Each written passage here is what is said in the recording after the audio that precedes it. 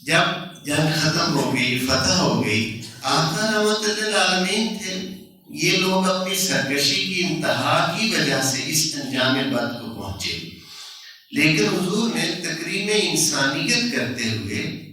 آقا نے حکم دیا کہ ایک گڑھا کھود کر اجتماعی طور پر ان کو سب کو اس میں لاشیں ان کی پھینک دی جائیں اور اوپر مٹی ڈال دی جائے تاکہ درند چرند جو ہے وہ ان کی لاشوں کو نوچے نہ۔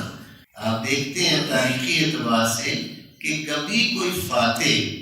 مفتوحہ قوم کے لوگوں کو اس طرح خاک کے اندر نہیں دباتا کہ تاکہ اس کا وجود خراب نہ ہو، کبھی کوئی نہیں کرتا۔ دشمن کی لاشوں کو عسکری تاریخ میں اس کی کوئی مثال نہیں، لیکن آقا رحمت للعالمین تھے تکریم انسانیت کے لیے کہ یہ بہرحال جو بھی ہیں انسان تو ہیں، ان کی لاشوں کو اگر جنگل کے جانور درندے خراب کریں، پرندے آ کر نوچیں تو یہ انسانیت کے خلاف ہے۔ حضور نے ایک اجتماعی قبر جو تھی وہ بنا دی، ان کی قبر کیا گڑھا کھودا اور اس میں ساری لاشیں صحابہ کرام نے دھکیل دیں۔ وہ کس حوصلے سے انہیں دھکیلی ہوں گی کہ حضرت بلال کو یاد نہیں آ رہا ہوگا کہ یہ امیہ ان پہ کیا ظلم کرتا تھا،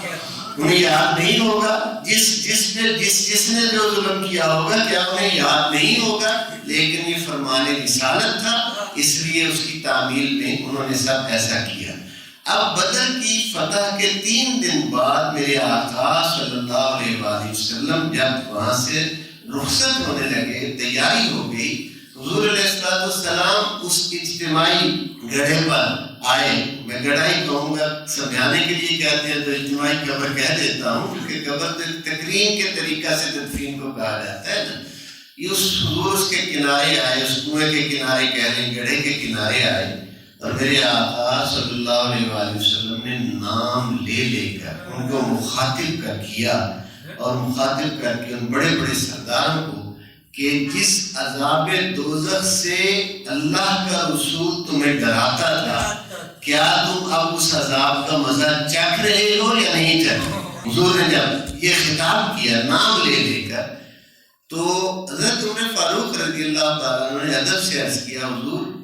یہ کافر، یہ مشرک، یہ مرے ہوئے 3 دن ہو گئے، یہ حضور آپ ان سے ایسے کلام کر رہے ہیں جیسے کسی زندہ سے کلام کیا جاتا ہے، یہ سن رہے ہیں؟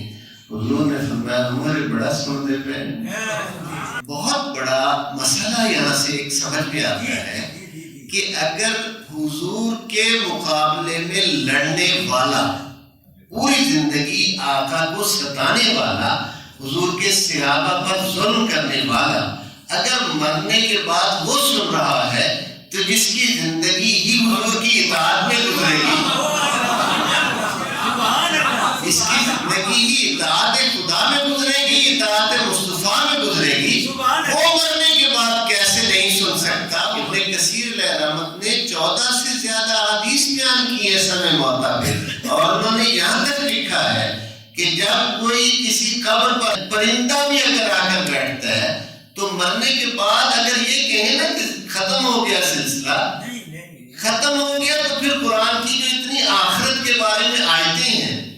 قرآن حکیم کی آیات کا 1/3 1/3 حصہ آخرت کے بارے میں ہے۔ مرنے کے بعد اگر سلسلہ ختم ہو گیا تو پھر تو زندگی ختم ہو گئی، نہیں، وہ پھر 1/3 آیات کہاں جائیں گی؟ اقبال نے بہت خوبصورت اس فلسفے کو واضح کر دیا، کہتے ہیں موت کو سمجھے ہیں غافل،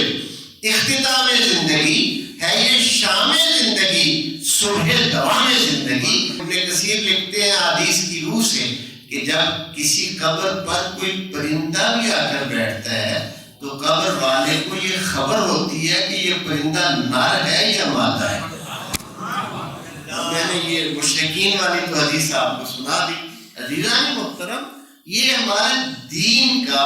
جو اصل سمجھانے کا رخ ہے، ہمارے محراب و منبر سے بدقسمتی سے وہ رخ اس رخ سے واضح نہیں کیا جاتا۔